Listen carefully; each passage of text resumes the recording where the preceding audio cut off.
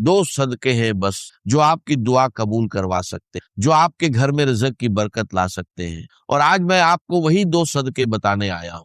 لیکن پہلے ایک سوال، کیا آپ نے کبھی محسوس کیا کہ آپ دعا مانگتے ہیں لیکن قبول نہیں ہوتی، محنت کرتے ہیں لیکن برکت نہیں آتی، رزق آتا ہے اور ہاتھ سے پھسل جاتا ہے، پتہ بھی نہیں چلتا کہاں گیا؟ میں آپ کو بتاتا ہوں کیوں۔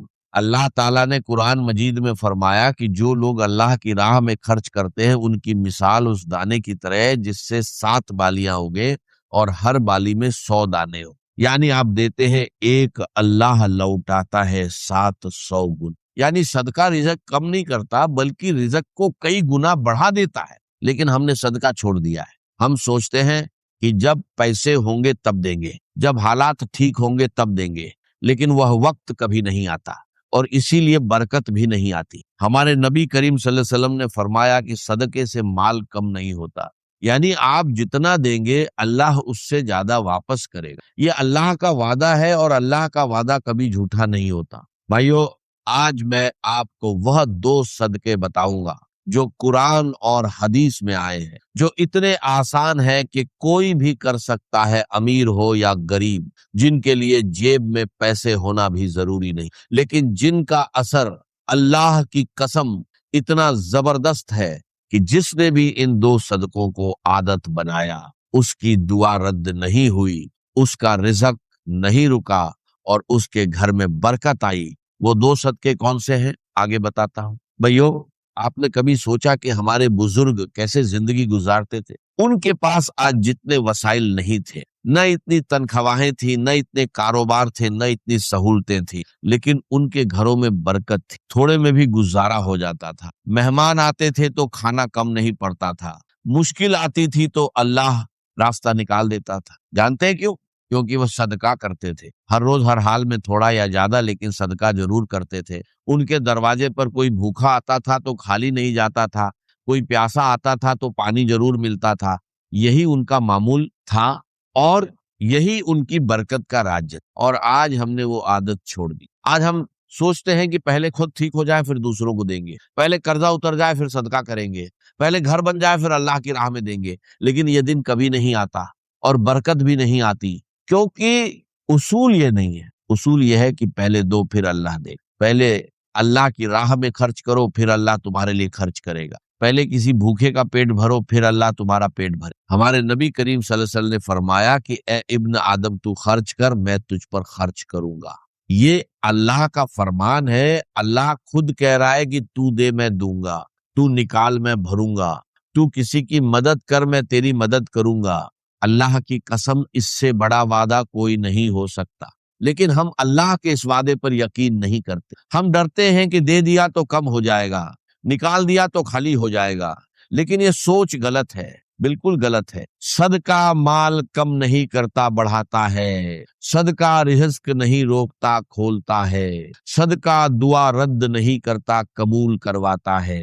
اور آج میں آپ کو وہ 2 صدقے بتاؤں گا جو سب سے آسان ہیں، سب سے زیادہ ثواب والے ہیں اور جو آپ کسی بھی حال میں کر سکیں۔ وہ 2 صدقے جن کے بارے میں ہمارے نبی کریم صلی اللہ علیہ وسلم نے خاص طور پر فرمایا اور جن کا اجر اللہ کے نزدیک بہت بڑا ہے۔ بھائیو، صدقہ کوئی خیرات نہیں ہے، صدقہ آپ کی اپنی زندگی میں لگایا ہوا سرمایہ ہے جو اللہ آپ کو کئی گنا بڑھا کر لوٹاتا ہے۔ یہ سمجھ لیں اور پھر دیکھیں زندگی کیسے بدلتی۔ بھائیو، اب وہ 2 صدقے سنے جو میں نے وعدہ کیا۔ پہلا صدقہ بھوکے کو کھانا کھلانا، یہ کوئی معمولی بات نہیں ہے، یہ وہ عمل ہے جو اللہ کو اتنا پسند ہے کہ اللہ نے قرآن میں جنت والوں کی پہچان یہی بتائی۔ اللہ تعالیٰ نے فرمایا کہ جنت کے حقدار لوگ وہ ہیں جو اللہ کی محبت میں کھانا کھلاتے ہیں مسکین کو، یتیم کو اور ضرورت مند۔ یعنی اللہ نے جنت کے حقدار لوگوں کی پہچان یہ بتائی کہ وہ کھانا کھلاتے تھے،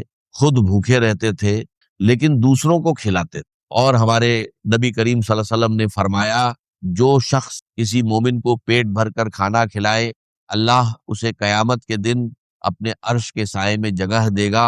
اس دن جب کوئی سایہ نہیں ہوگا، صرف اللہ کا سایہ ہوگا۔ اللہ کی قسم، یہ وہ صدقہ ہے جس کا اجر دنیا میں بھی ملتا ہے اور آخرت میں۔ دنیا میں کیسے ملتا ہے؟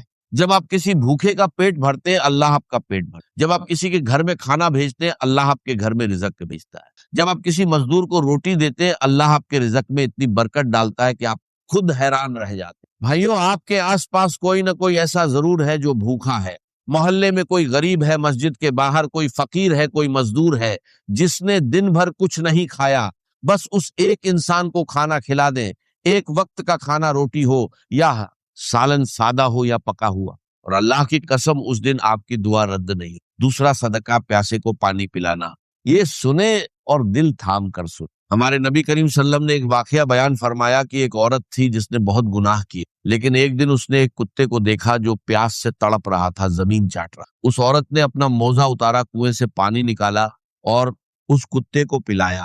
اللہ کی قسم اللہ نے اس ایک عمل کی وجہ سے اس عورت کے سارے گناہ معاف کر دیے اور اسے جنت میں داخل کر دیا۔ ایک کتے کو پانی پلانے پر جنت ملی۔ تو بھائیو، کسی انسان کو پانی پلانے پر اللہ کیا دے گا؟ کسی پیاسے مزدور کو پانی پلانے پر اللہ کیا دے گا؟ کسی بچے کی پیاس بجھانے پر اللہ کیا دے گا؟ اور سوچیں، اگر آپ نے کسی مسجد میں پانی کا کولر لگوا دیا یا کسی غریب بستی میں پانی کا انتظام کر دیا، تو جب تک وہ پانی پیا جائے گا، جتنے لوگ پیئیں گے اتنی بار آپ کے نام اعمال میں نیکی لکھی جائے گی۔ آپ سوئے ہوں گے نیکی لکھی جائے گی، آپ کام پر ہوں گے نیکی لکھی جائے گی، آپ کھانا کھا رہے ہوں گے نیکی لکھی جائے گی، اور یہ نیکیاں آپ کے رزق میں برکت بن کر آتی ہیں، آپ کی دعاؤں کو قبول کرواتی ہیں، آپ کے گھر کی تنگی کو کشادگی میں بدلتی ہیں۔ بھائیو، یہ دو صدقے ہیں، بھوکے کو کھانا کھلانا اور پیاسے کو پانی پلانا۔ نہ بڑا مال چاہیے، نہ بینک اکاؤنٹ بھرا ہونا چاہیے، بس ایک سچی نیت چاہیے، اللہ کی رضا کے لیے دینا ہے۔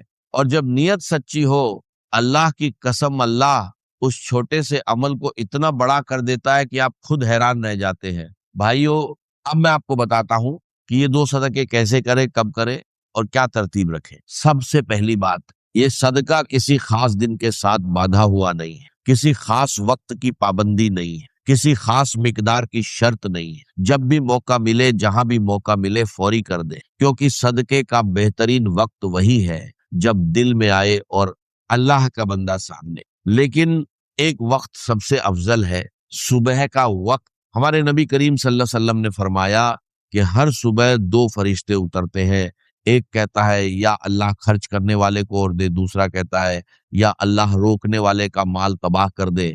یعنی صبح کا صدقہ پورے دن کی برکت کا ذریعہ بنتا ہے۔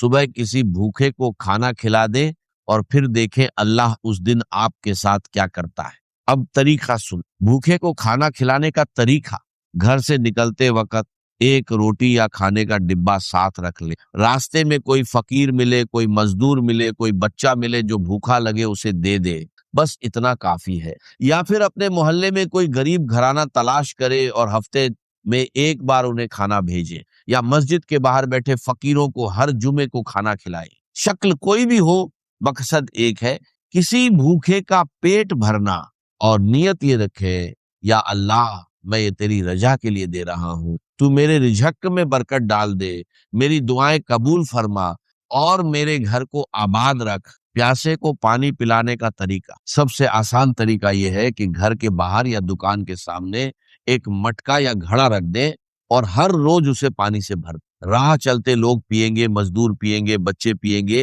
اور ہر گھونٹ پر آپ کو نیکی ملتی رہے گی۔ یا پھر مسجد میں پانی کا کولر لگوا دیں، ایک بار لگانا ہے اور جب تک وہ کولر چلے گا جتنے لوگ پانی پئیں گے سب کی نیکی آپ کو ملتی رہے گی۔ آپ سوئے ہوں گے نیکی آ رہی ہوگی، آپ کام پر ہوں گے نیکی آ رہی ہوگی۔ اور ایک بات اور، یہ صدقہ کتنا بھی چھوٹا ہو چھپا کر کرے، دکھاوے کے لیے نہ کرے۔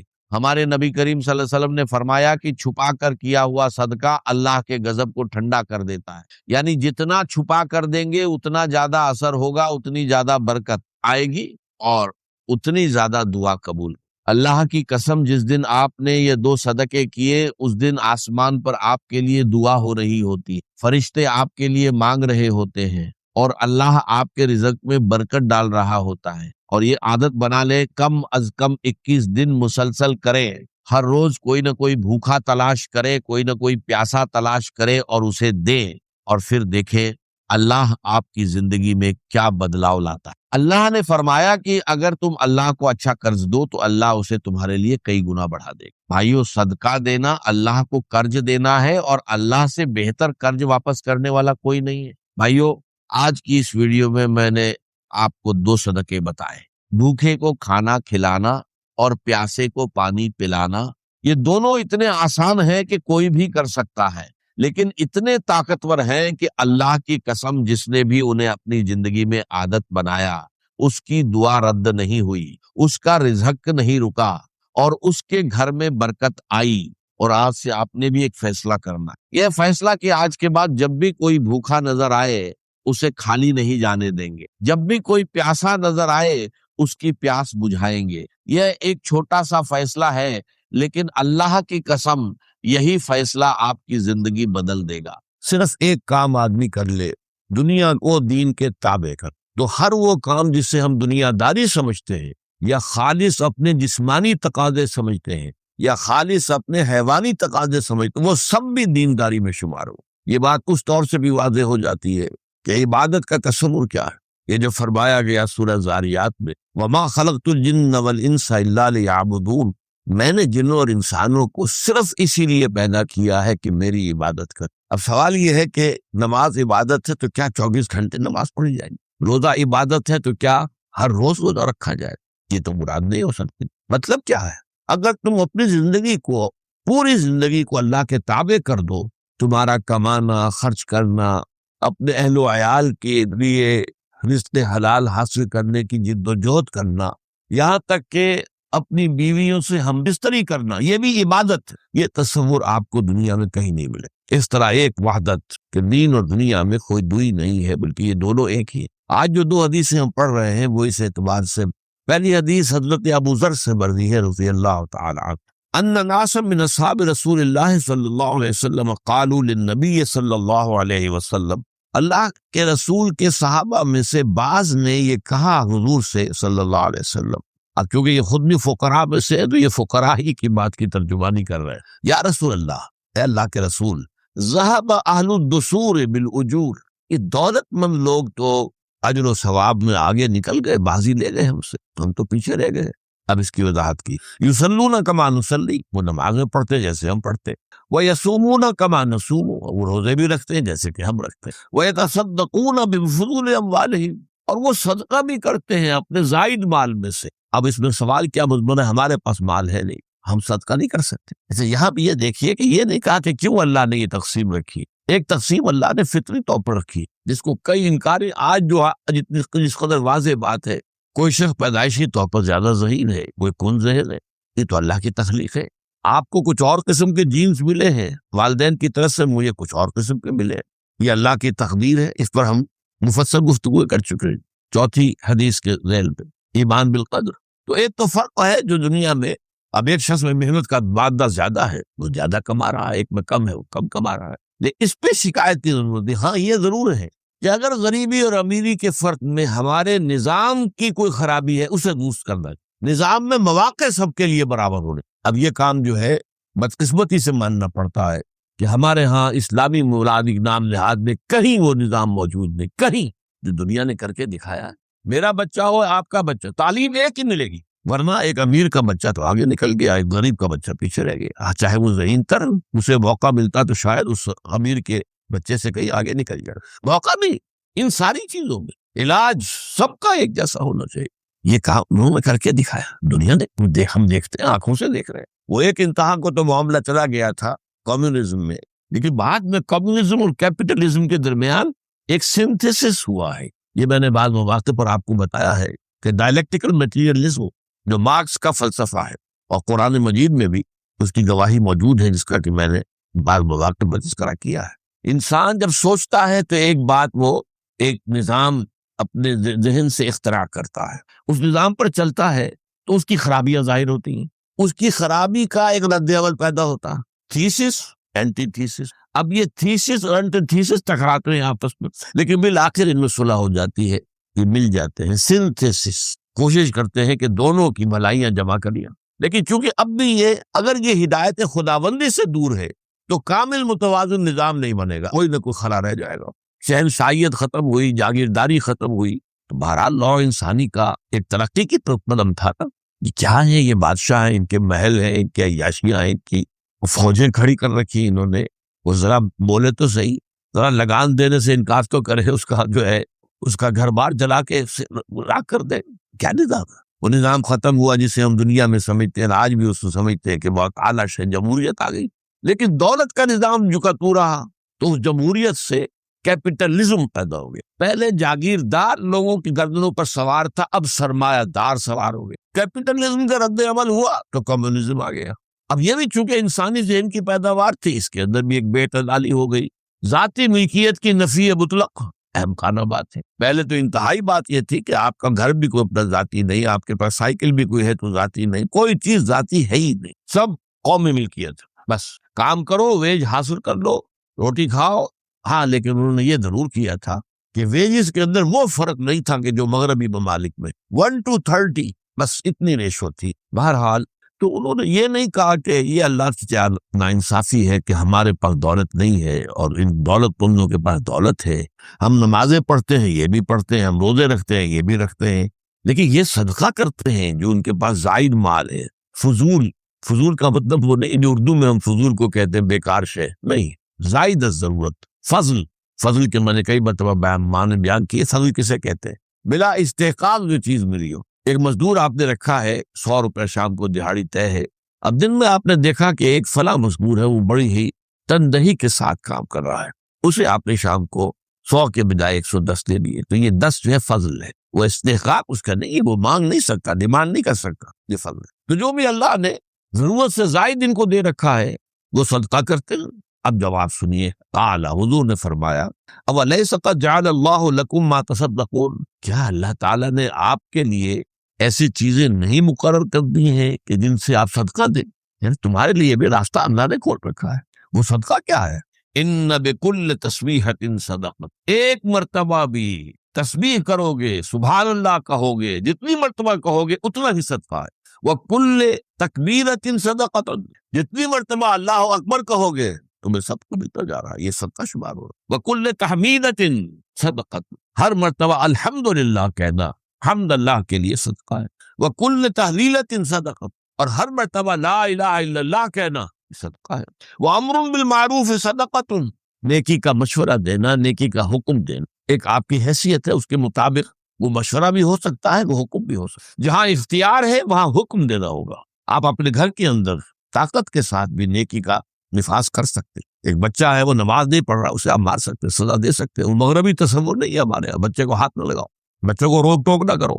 ہم تو سمجھتے ہیں کہ بچے میں اگر شرم ہے، حیا ہے، جھجک ہے، اس پر پوری حدیث ہم پڑھ چکے، وہ تو اس کی شخصیت کے صحت مند طور پر ارتقا پانے کا ذریعہ بنے گا. تو اس میں فرمایا گیا کہ نیکی کا اگر آپ کہیں آپ کا اختیار ہے تو حکمن، اختیار نہیں ہے تو مشورت، نصیحت، نیکی کی بات بتاؤ. ونہی عن منکر صدقۃ، اور کسی برائی سے روکنا زبان سے یا ہاتھ سے. من رعا منکم منکرا فلیغیرہ بیدہ فإن لم یستطع فبلسانہ فإن لم یستطع فبقلبہ وذلک ضعف الایمان. حضرت ابو سعید خدری رضی اللہ تعالیٰ عنہ سے مروی ہے، مسلم شریف کی روایت ہے، تم میں سے جو کوئی بھی کسی برائی کو دیکھے اس کا فرض ہے کہ طاقت سے ہاتھ سے روکے. اگر اس کی طاقت نہ رکھتا ہو زبان سے روکے. اگر حالات ایسے ہو کہ زبان پر بھی پیرے بیٹھ گئے ہوں اور حق بات کہنے پر زبانیں کھینچی جا رہی ہوں الگ سے کم دل سے نفرت رکھے. اور یہ ایمان کا کمزور ترین درجہ ہے. اگر دل میں نفرت بھی نہیں ہے، بدی کو دیکھتے ہیں آپ کو احساس ہی نہیں ہوتا، کوئی دل میں اس سے نفرت ہی پیدا نہیں ہو، کوئی طبیعت میں گھٹن بھی پیدا نہیں ہے، کیا ہو رہا ہے، نہ کچھ کر نہیں سکتا لیکن کیا ہے. اگر یہ بھی نہیں ہوتا پھر ایمان نہیں ہے. ذالک اضعف الایمان، یہ ایمان کا کمزور ترین درجہ ہے. وفی بضع احدکم صدقۃ، تم میں سے کسی کا اپنی بیوی سے ہم بستری کرنا بھی صدقہ ہے. یہ بات آپ کو دنیا میں کہیں نہیں مل سکتی. یہ توازن حیوانی تقاضا ہے، نفسانی تقاضا ہے. چنانچہ صحابہ نے کہا قالوا یا رسول اللہ، کہا اللہ کے رسول، ایاتی احدنا شہوتہ، کیا ایک شخص اپنی شہوت کو پورا کر رہا ہے، اپنے شہوت کا تقاضا پورا کر رہا ہے، وَيَكُونُ لَهُ فِيهَا أَجْرٌ، تو کیا اس میں اس کے لیے اجر ہوگا؟ جو خالص حیوانی تقاضا ہے، بشری تقاضا کہہ لیں، حیوانی تقاضا کہہ لیں، اس میں بھی اجر ہے. قال، آپ نے فرمایا، ارأیتم لو وضعها فی حرام اکان علیہ وزر، تم نے کبھی سوچا اگر وہ یہی کام حرام راستے سے کرتا تو اس پر گناہ ہوتا کہ نہیں ہوتا، اس پر سزا واجب ہوتی یا نہ ہوتی؟ فَكَذَلِكَ إِذَا وَضَعَهَا فِي الْحَلَالِ كَانَ لَهُ أَجْرٌ. تو اسی طرح جب وہ یہ کام حلال طریقے سے کر رہا ہے، جائز طریقے سے کر رہا ہے، وہی جو میں نے شروع میں عرض کیا، دنیا کو دین کے تابع کر دو، بس ایک فیصلہ. اب آپ کی پوری دنیا داری جو ہے وہ بھی دینداری ہے. آپ کی کسب معاش کی جدوجہد عبادت ہے، بیوی کا حق ادا کرنا عبادت ہے، اپنے نفس کا حق ادا کرنا، چاہے وہ نفس جو ہے وہ کھانے کے لیے مانگ رہا ہے تو حلال رزق دینا اس کو، یہ بھی آپ پر حق ہے. ان لنفسک علیک حقا وان لزوجک علیک حقا وان لزورک علیک حقا. تمہارے نفس کا بھی تم پر حق ہے اور تمہاری بیویوں کے بھی تم پر حقوق ہیں، اور تمہارے وزٹرز زور زیارت کرنے والے جو آئیں ملنے کے لیے ان کا بھی تم پر حق ہے. رواہ مسلم، امام مسلم نے روایت کیا ہے اس حدیث کو. اب دوسری حدیث پر آئی، عن ابی ہریرہ رضی اللہ عنہ قال قال رسول اللہ صلی اللہ علیہ وسلم. حضرت ابو ہریرہ سے مروی ہے، انہوں نے فرمایا کہ حضور نے فرمایا صلی اللہ علیہ وسلم. اب دیکھیے یہی حقیقت ایک دوسرے انداز میں آ رہی. دین ایک حقیقت واحدہ ہے، اس کو ادھر سے دیکھ لے ادھر سے دیکھ لے. جیسے فیصلہ آباد کا گھنٹہ گھر ہے کہ جس بازار سے جائیں گے گھنٹہ گھر پہنچ جائے. ایک لفظ عبادت میں بھی پورا دین جو ہے موجود، ایک لفظ توحید میں پورا دین موجود، ایک لفظ شہادت میں پورا دین موجود، ایک لفظ اقامت میں پورا دین موجود. اقامت الدین، شہادت علی الناس، عبادت رب، یہ پورے دین کی تعمیر ایک اینگل سے ہو سکتی. اس حدیث میں حضور فرماتے ہیں کلو سلامہ من الناس علیہ صدقۃ، انسانوں کے ہر جوڑ پر صدقہ واجب ہے. کل یوم تطلع فی شمس، ہر روز جس میں کہ سورج طلوع ہو. آپ کے کتنے جوڑ ہیں جسم کے اندر؟ آپ کو معلوم ہے کوئی ایک جوڑ بھی لاک ہو جائے، اس میں حرکت نہ رہے تو آپ کے ہینڈی کیپ کتنا ہو جائے گا. بڑے جوڑوں کا معاملہ بڑا ہے، چھوٹے جوڑوں کا بھی ہے. اگر یہ جوڑ صحیح سالم کام کر رہا ہے تو آپ پر شکر واجب ہے، اور اس شکر کی شکل صدقہ ہے. اب وہ صدقہ کی تفسیر پہلے آ گئی ہے. صدقہ صرف مالی خیرات کو نہیں کہتے، بلکہ صدقہ سبحان اللہ سبحان اللہ سبحان اللہ یہ بھی صدقہ ہے. الحمدللہ الحمدللہ الحمدللہ یہ بھی صدقہ ہے. اللہ اکبر اللہ اکبر اللہ اکبر یہ بھی صدقہ. لا الہ الا اللہ لا الہ الا اللہ لا الہ الا اللہ یہ بھی صدقہ ہے. نیکی کی بات کسی سے کہنا یہ بھی صدقہ ہے. بدی سے کسی کو باز رہنے کی تلقین کرنا یا حکم دینا یہ بھی صدقہ ہے. یہاں تک کہ بیوی سے ہم بستری بھی صدقہ ہے. تو صدقے کی وہ پوری تفصیل پچھلی حدیث میں آ چکی. اب اس کی جو وسعت ہے کہ انسان کے ہر جوڑ پر روزانہ جس روز بھی سورج طلوع ہو گیا ہے اس پر صدقہ واجب ہو. تعدل بین الاثنین صدقۃ. اب یہ ایک اور ایسپیکٹ سے صدقے کی بات آ رہی. اگر دو افراد کے درمیان تم انصاف کرو، کوئی جھگڑا ہے، کوئی اختلاف ہے، تمہیں ثالث بنایا گیا ہے، یا تم بھی ایسی حیثیت پر فائز ہو کہ تم ان کے درمیان صحیح فیصلہ کر سکتے ہو، کوئی اختیار تمہیں حاصل ہے، تو دو اشخاص کے درمیان عدل کا معاملہ کرنا یہ بھی صدقہ ہے. وَتُعِينُ الرَّجُلَ فِي دَابَّتِهِ فَتَحْمِلُهَا عَلَيْهَا فَتَحْمِلُهُ عَلَيْهَا أَوْ تَرْفَعُ لَهُ عَلَيْهَا مَتَاعَهُ صَدَقَةٌ. اور کسی شخص کو اگر تم سواری پر سوار ہونے میں مدد دو، کوئی شخص گھوڑے پہ چڑھنا چاہ رہا ہے، تھوڑا سا سہارا اسے مطلوب ہے، بہت ماہر گھوڑ سوار نہیں ہے کہ جو چھلانگ مار کر سوار ہو جاتے ہو، یا یہ کہ کوئی مال اس کا ہے وہ اسے پکڑا دیتے ہو، پھر لو بھائی کوئی اونٹ پر سوار ہو گیا، اب اس کا مال اس کو پکڑا دے، یہ بھی صدقہ ہے. قال، اور فرمایا مزید والکلمۃ الطیبۃ صدقۃ، کلمہ طیبہ اچھی بات قرآن مجید میں آیا تھا. الم تر کیف ضرب اللہ مثلا کلمۃ طیبۃ کشجرۃ طیبۃ اصلھا ثابت وفرعھا فی السماء. کلمہ طیبہ اصطلاحی معنی میں تو ہم جو پہلا کلمہ ہے لا الہ الا اللہ محمد رسول اللہ، وہ کلمہ طیبہ ہے، لیکن یہ عام ہے، اچھی بات، بھلی بات، نیکی کی بات، ادائیگی حقوق کی تلقین، یہ سب جو ہے کیا ہے. والکلمۃ الطیبۃ صدقۃ، یہ بھی صدقہ ہے. وکل خطوۃ تمشیھا الی الصلاۃ صدقۃ، ہر قدم جس سے تم چل رہے ہو جبکہ نماز کے لیے جا رہے ہو، جماعت کی نماز کے لیے مسجد کی، تو یہ بھی صدقہ ہے. ہر قدم پر صدقہ ہے، ہر قدم پر نیکی. وتمیت الاذی عن الطریق صدقۃ، اور اگر تم راستے سے کوئی اذیت بخش چیز ہٹا دو یہ بھی صدقہ ہے. راستے پر چلتے ہو آپ دیکھتے ہیں کہ اینٹ پڑی ہے، کوئی ٹھوکر کھا جائے گا، ہٹا کر اس کو ایک طرف کر دیا. کوئی اور شے ہے، موزی ہے، کوئی کانٹوں والی کوئی چیز پڑی ہوئی ہے، ہٹا دو، صدقہ ہے. تو گویا کہ دیکھیے ایک ہی لفظ صدقہ میں آج ہم نے دیکھا ہے، ایک لفظ صدقہ میں پورے دین کی تعبیر، ایک لفظ عبادت میں پورے دین کی تعبیر. یا ایھا الناس اعبدوا ربکم الذی خلقکم والذین من قبلکم لعلکم تفلحون، اے لوگو اپنے اس رب کی عبادت اختیار کرو جس نے تمہیں بھی پیدا کیا، تم سے جو پہلے ہو گزرے ان کو بھی پیدا کیا، تاکہ تم فلاح پاؤ، لعلکم تتقون، تاکہ تم بچ جاؤ۔ کس چیز سے بچ جاؤ؟ اللہ کے عذاب سے بچ جاؤ۔ تو ایک لفظ ہے عبادت، ایک لفظ اسلام، پوری بات آ جائے گی، ایک لفظ ایمان، اس کے حوالے سے سب کچھ آ جائے گا۔ ایمان میں عمل بھی شامل ہے، برا عمل جو ہے وہ ایمان کی نفی ہے، اچھا ایمان، اچھا عمل وہ ایمان کا ثمرہ ہے، اس کا پھل ہے۔ یہ حدیث جو ہے اس کو روایت کیا ہے امام بخاری اور امام مسلم دونوں نے۔ ہم چلتے ہیں اگلی حدیث کے۔ یہ بھی اصل میں ان احادیث میں سے ہے کہ جن کے بارے میں میں آپ کو بتا چکا ہوں، جنہیں جوامع الکلم سے تعبیر کیا ہے حضور نے خود۔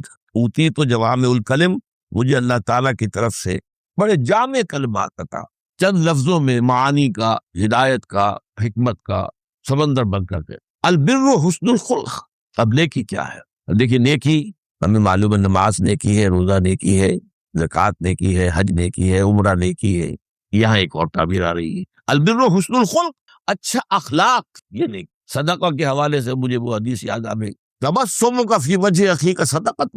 تمہارا کوئی عزیز دوست بھائی تم سے ملنے آیا ہے، تم متبسم چہرے کے ساتھ اس کا اگر استقبال کرتے ہو تو اس کا بھی دل جو ہے اس کی پہلی کھل اٹھے۔ اور اگر آپ نے ابو سن قمطریدہ کی حیثیت سے بس وہ جیسے بعض لوگ ہاتھ بھی ملاتے ہیں تو ایسے ہی کہ تھوڑا سا چھو جائے، بس اس سے زیادہ نہ ہو، تو انقباض پتہ ہو جاتا آنے والے مقام کا آیا۔